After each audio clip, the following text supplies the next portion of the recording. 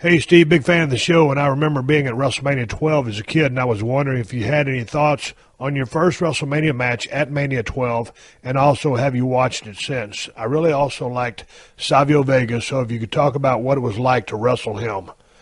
Well, because I didn't remember the card, I pulled it up, and that was a pretty damn good card there that night at the Arrowhead Pond. I forgot where we'd wrestled that night. It was 18,853 Arrowhead Pond.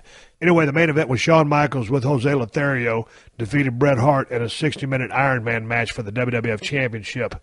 And then the semi-main was The Undertaker, who defeated Diesel. And then also on the card was the Ultimate Warrior fighting Triple H. And that was a real short match. I remember that. And Taker with Diesel, I remember that. And I, in particular, remembered the Shawn Michaels-Bret Hart match because, man, I don't know how many times it's been since. I might have seen one other 60-minute match. And those guys, I think there's a little bit of heat between them. And to go an hour, you know, back in the day was very commonplace. And Shawn Michaels went his share of hours, not so much as like a Ric Flair or some of those guys, your Terry Funks, your Dorys, Harleys. And certainly Bret Hart did his share of hour Broadway's hour matches. But anyway, that match was a great match. There was a little bit of heat between those two guys. Sometimes when you think there's heat between two guys, it's going to be a great match. Sometimes not necessarily so, because you got to have cooperation in there and you've got to be unselfish. You got to be very giving. That being said, you got to take what you can get too. But you're referring to me in my match, and that was the number 4 match, Stone Cold Steve Austin with Ted DiBiase as my manager, and I defeated Savio Vega 10 minutes and 5 seconds.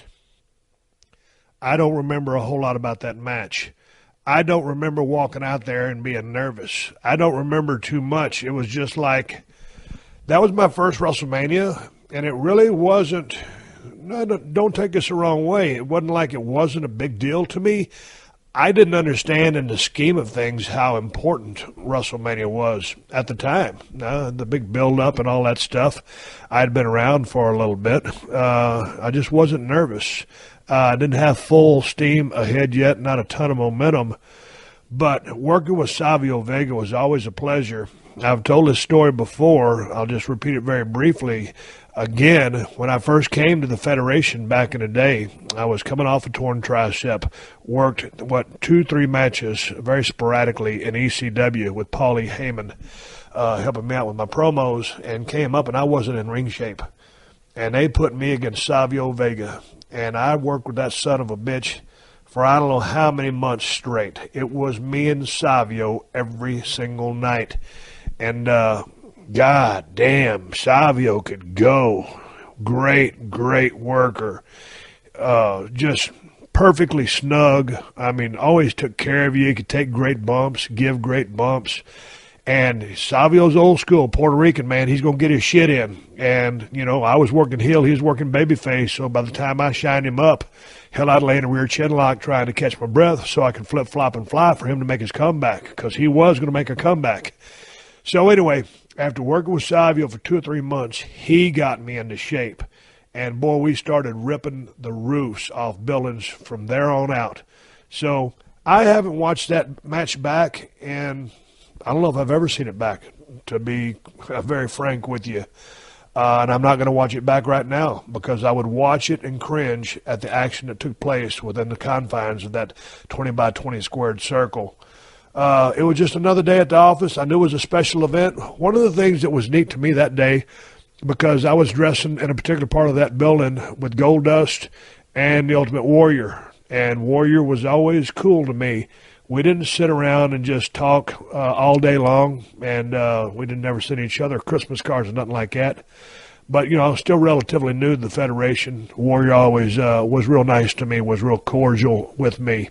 And, again, we didn't travel together, nothing like that.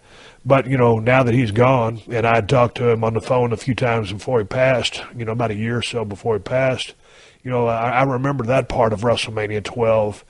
And I don't remember too much of the rest of the card. You know, you got Camp Cornette versus these other guys, Jake Roberts on that match. You know, Vader, Owen Hart, British Bulldog with James Cornette defeated Ahmed Johnson, Jake Roberts, and Yokozuna with Mr. Fuji. a couple other matches, but it wasn't a big deal.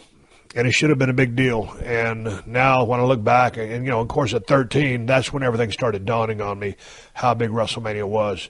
So, Savio Vega, badass. I won the match. Ted DiBiase. Man, I've been watching Legends of the Mid-South lately. I've been watching these DVDs. It was a WWE release, and it made it feel old school. Been watching a lot of Ted's work from back in the day.